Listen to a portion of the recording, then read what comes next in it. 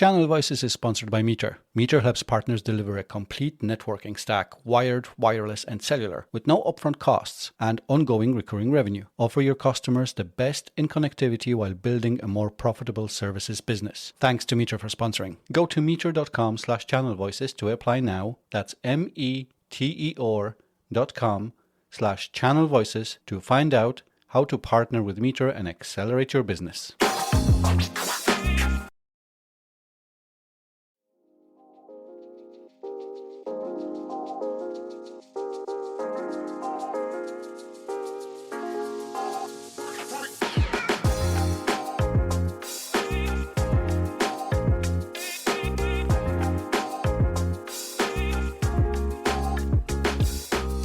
Hello, welcome, and thank you for tuning into Channel Voices, the podcast for future channel leaders, where we learn the ins and outs of partner ecosystems through casual conversations with channel professionals from a variety of industries, partner types, and geographies.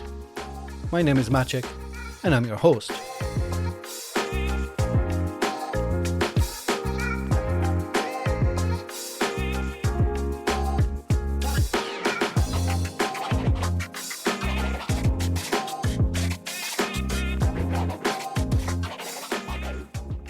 Larry Walsh, welcome to Channel Voices. Hey, thanks for having me. Thank you for joining me, Larry. Would you mind introducing yourself quickly, telling us a little bit about your channel background, please? Okay. People who know me, talking about myself is probably my least favorite thing to do, but I'll give it a shot. So I've been in the channel now for 20 years, or coming up on 21 years. And I remember it vividly because I started it on the 4th of July in 2005. And it's been a journey, to say the least. You know, I started my channel career at VAR Business, which is under a company that is now the Channel Company. Was the publisher and editor-in-chief of an online channel magazine called Channel Insider for a while, and then I started Channelnomics. And Channelnomics has evolved over the years since we were founded in 2010, but we focus primarily on channel research, market trends, deep analytics and probability modeling, and translate all that into strategy, program development, and go-to-market optimization. And so we're the, I like to say that we broker in intelligence and information to enable channel teams to do their jobs better, but we're also here to provide the hands-on support to help make channel programs, first establish them and then run them as best a vendor can. Fantastic. Thank you. And Larry, especially recently, you've been talking quite a bit about, rethinking channel economics. When you use that phrase, what exactly do you mean, and what has changed most in the last few years? It's an interesting question you ask. I mean, because it's kind of ironic. We named the company Channelnomics because of the crossover between technology and the technology channel and business. But Channelnomics also applies to any industry. We do focus mostly on IT. We're agnostic like that. So we're versed in every go-to-market model there is. But the economics are changing, and they're changing rapidly. Right now, we're in a phase where the things that used to make vendors and partners money through indirect relationships, it's getting harder to do that on both sides of the relationship. At the same time, the customer expectations are changing. What they're looking for, what they need, how they buy, those motions and their thinking around that are also changing substantially. And over the next several years, you're going to see more of a move towards using things like the tokens that are used as the economic drivers behind AI to become more of a currency in the transactions. So are we buying licenses or are we buying tokens?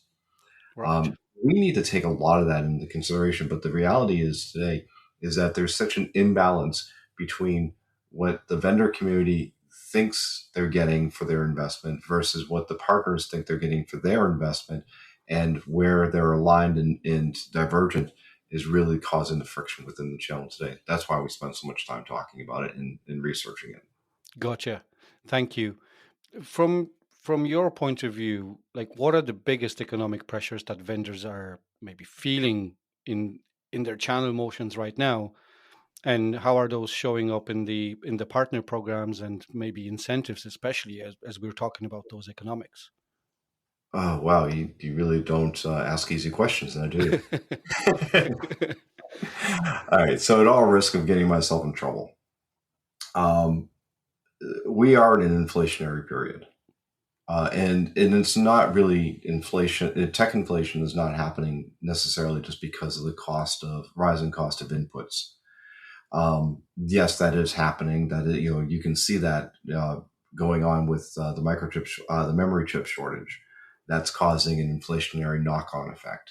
Yeah. But there's also another one, which is there is such high expectations for technology companies to deliver high returns that's also driving up their costs, their pricing, their margin discipline, or at least what their margin expectations are. And so when they start falling out of sync, what do the vendors do is that they start looking, well, where can we contain our cost, our margin compression? And sometimes that happens more times than I would like happens within the channel. They look at the channel and say, well, what are the partners actually doing to get this? And they also conflate and confuse what they're giving as discount as partner margin. That's rarely the case. Discounting is a sales tool. Markups is how partners make money. If they're the ones selling the paper, then that's how they make money. If they're not selling the paper, then they're basically to a referral, and the strike price determines what that referral rate or that commission rate is. And then you get back end incentives, which is about profitability, not necessarily about compensation or commissionable compensation. Anyways, all of this adds up to is that the vendors are getting under a lot of pressure to cut their channel investments to help reduce costs, improve or maintain their margins, and that's having an impact on the partners. And the partners feel that squeeze because they can't necessarily pass that what they read as a cost increase onto their customers. Right. And that was going to be my follow-up question, as it pertains to the partner community, because that squeeze is definitely very well felt by them. With that in mind, like how would they make more money? How can they generate that additional revenue if it isn't through those margins, especially in today's market and the inflation that you mentioned earlier?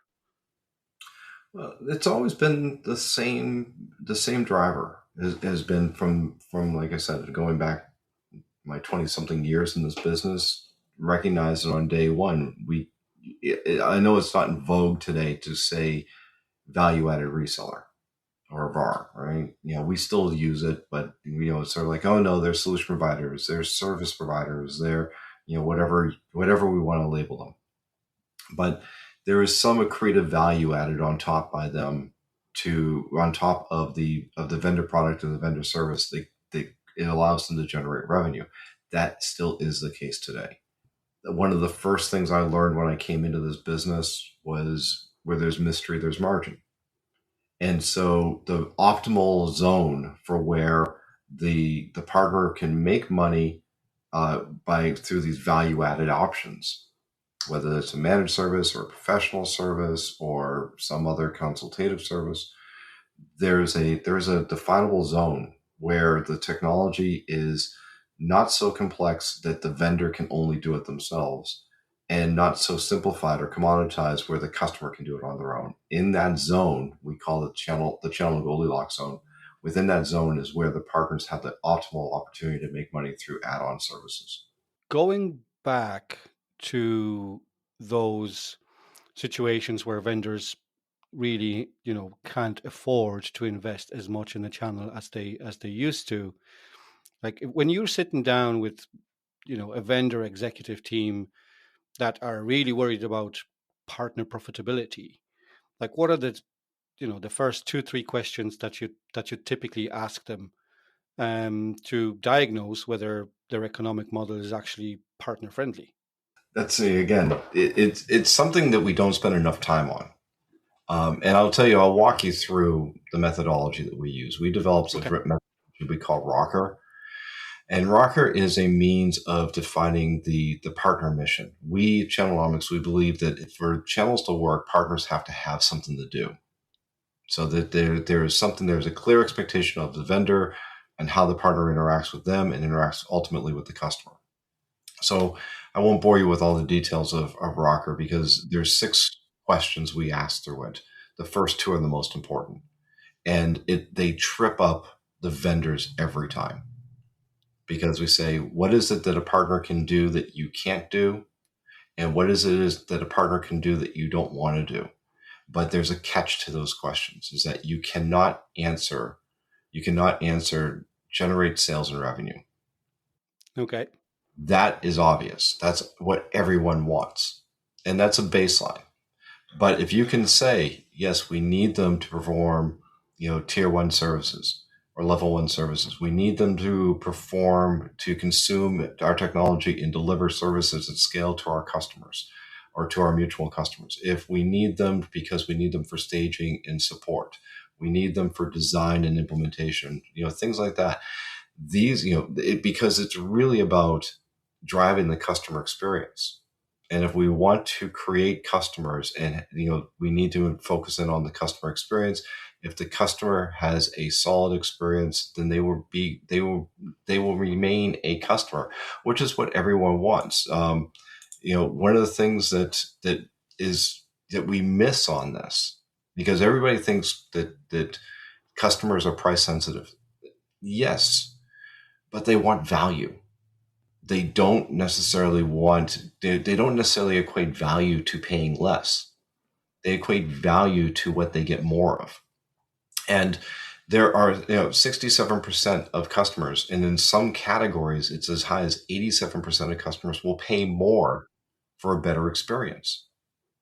So how do you deliver a better experience at scale? You do that through partners. Mm-hmm. And so that's why we ask those 2 questions. Perfect. And when I think about, partner motivation, and a lot of vendors are doing that still through those, types of incentives that we have seen for many, many years. Think about rebates, spiffs, or MDF. In this, in today's reality, are all of these still valid? Do they still work from what you see? Or do they need to be maybe redesigned, or maybe some of them need to be retired? We get asked this question a lot, and it's very specific when it gets asked. Like, does this incentive work? Does this benefit work? And our answer is always the same. Sure, maybe, okay, and because it's not one thing. Mm-hmm. It's a God. Anybody who's ever heard me talk or had the misfortune of having a drink with me at a bar will know that I really do. I despise the word ecosystem.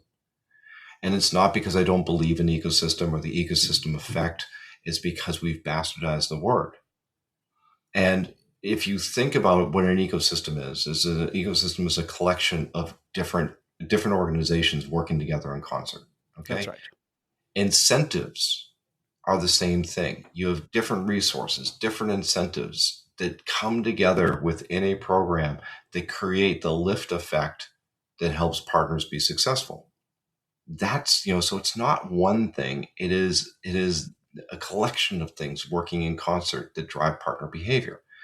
Now, if you look at this from a impact perspective, where do profitability incentives typically fall in terms of the ranking order for partners? Usually 3rd or 4th on the list when they're evaluating their vendors. So they're saying what influences their behavior. Number 1 is the relationship with their account manager or with their field salespeople, because they're the ones who are in constant contact with each other. If they have a good relationship there, then that typically creates a thriving relationship that benefits both organizations. Number 2 on the list consistently is ease of doing business. The easier it is, the less friction there is in the go-to-market, the more likely the partner is to engage. And in fact, our research shows that vendors that are easier to do business with typically have 3x the partner performance than those that are more difficult to work with. And those that are more difficult or have more friction within their programs, they tend to pay 30 to 40% more in incentives to get the same outcomes. Wow. So there's so when we talk about this in terms of incentives, which work, yeah, can we reorganize them? Can we re-engineer what incentives look like? Sure, we can.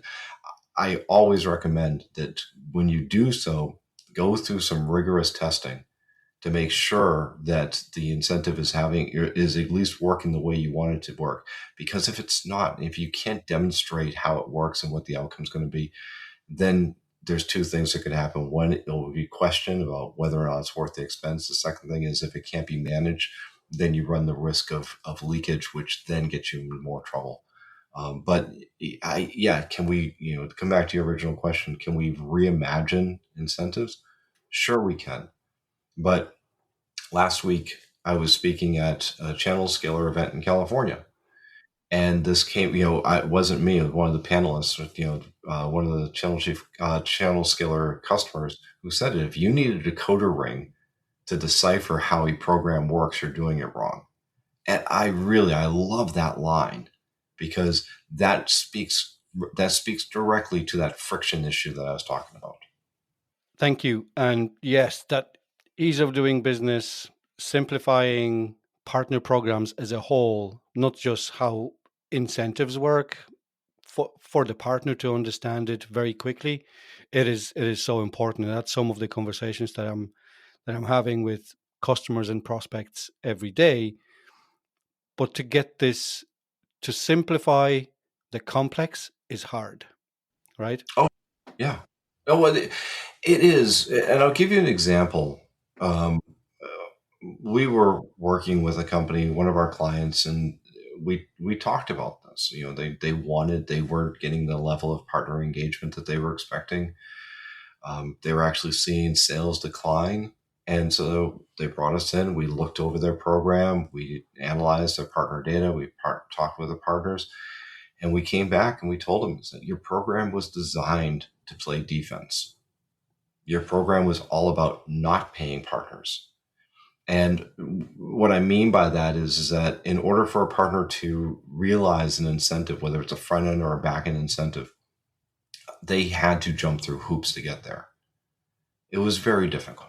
Whereas we said, if we remove these barriers and let your program run a little bit wider open, yes, you're going to run the risk of a little bit of leakage and bad behavior, but you're going to gain because you're going to move faster and the partners are going to have greater clarity and they're going to see greater recognition faster, which will then stimulate them to do more. And so I think that's, when we talk about our posture in working with partners, that's the other thing we have to look at is like, are we playing offense or are we playing defense? And which one is going to be more advantageous for us? Excellent. And when you look at the vendors who are, getting the channel economics right today, what actually differentiates them from the others? Is it on the program structure? Is it on how they select their partners, how they measure things? What are your observations? Well, first of all, I want to dispense with the notion of this partner selection. Yeah, it's nice to go after. I mean, whenever we hear the vendors talk about, let's go after these partners. Well, what does that actually mean? Well, they're going after big partners because they perceive bigger partners are the ones who will drive the most benefit. And really, we need to have a better idea of which partners, regardless of their size, align better with our go-to-market mission and our customers.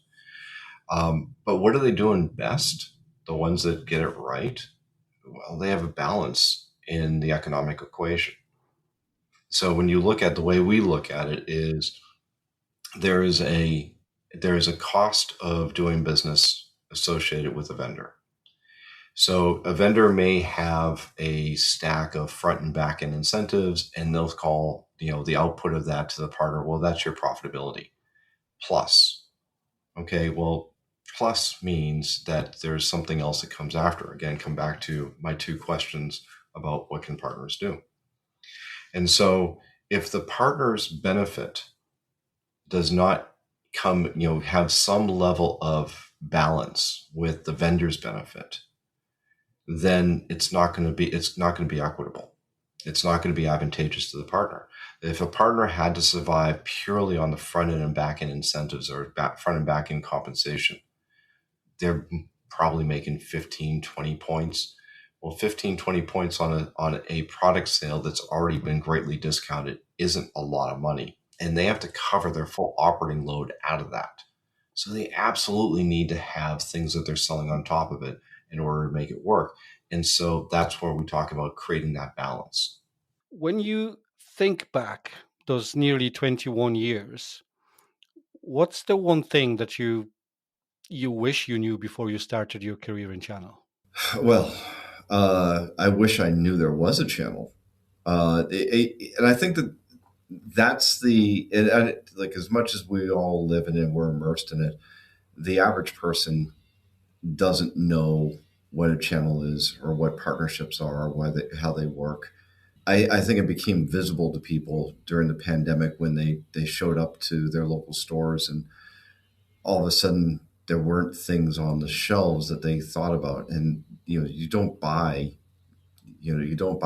paper towels and canned goods and toilet paper from the manufacturers. You buy them through intermediaries like the retail stores. And when I came into the channel, I really didn't fully understand or appreciate what the channel was or how it operated. And I remember, even when they first explained it to me, I started whiteboarding. Okay, well, this is how it works. And they said, yeah, no, that's not how it works. That's just too simple. And it is. It's deceivingly complex, because it looks simple, sounds simple. It's not easy. And there's an absolute need for it. Whenever I hear somebody say "cut out the middleman," I kind of twitch a little bit. I was like, there are places for that. Channelnomics, we have a model that describes the Goldilocks zone for having channels, and that's where the complexity is too great for the customer, but not too great for a partner and a master. And and there are products out there that definitely don't require partners to sell or to support, but there are many more out there that do. And I think that whenever I hear somebody say "cut out the middleman," it's doing a disservice to the customer. Right. And Larry, on the previous episode, I hosted Pablo Hanono. And as it is on this podcast, every guest leaves a question for the next guest while answering the question from the previous one. And Pablo left a question for you, and it goes like this. As AI takes over more of the day-to-day tasks in partner programs, do you think partners will still want that personal touch from a real partner manager, or will digital tools and chatbots be enough to keep those relationships strong? Well, Paulo, he's usually asking me what book I just read. So this is a welcome change. Look, it's a good question.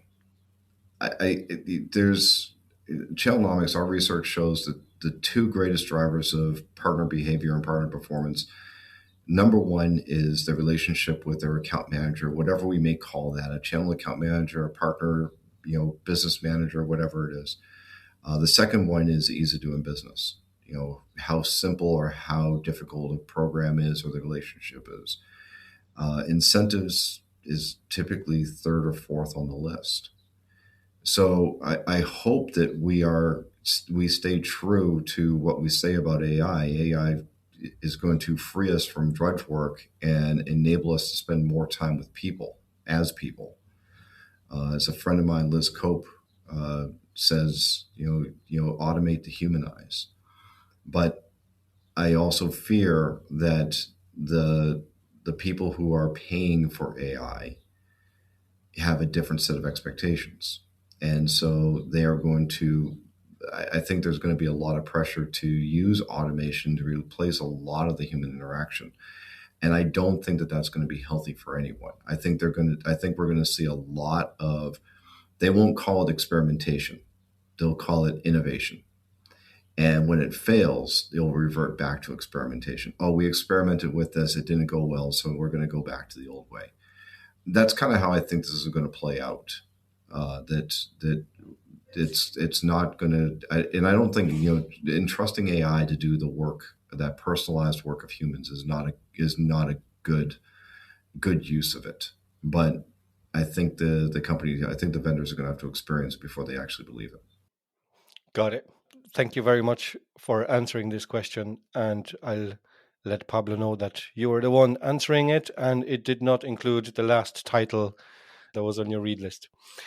If you want, I mean, it's my reading list is extensive. Give us the last one you read. Why not? The book I read over the weekend was The History of Money by David McWilliams. Good Irishman. And absolutely, I highly recommend it. It's a great book on money being a catalyst for innovation and development of humans in society. It's a very good read. Excellent. Thank you for the recommendation. Yeah. And Larry, just as Pablo left a question for you, would you mind asking a question of our next guest, please? Yeah, I mean, I'll give you the question I frequently get is, what's the role of partners in a channel increasingly dominated by hyperscalers? And it's not just hyperscalers. We tend to look at the hyperscalers because of the attachment of their cloud platforms as a reason for treating them differently. But it really is about marketplaces and automated sales. And we know that the research we've done here at Channelnomics, we see it, is that the customers are increasingly gravitating towards marketplaces and digital sales platforms as not just for convenience. They just have an inherent mistrust of salespeople and traditional sales processes. And we're also seeing enterprises overcommit to the hyperscalers to create basically bank accounts that they can use to spend on other things. So what will be the role of partners in a channel that will be dominated by hyperscalers in the next few years? Excellent. Thank you.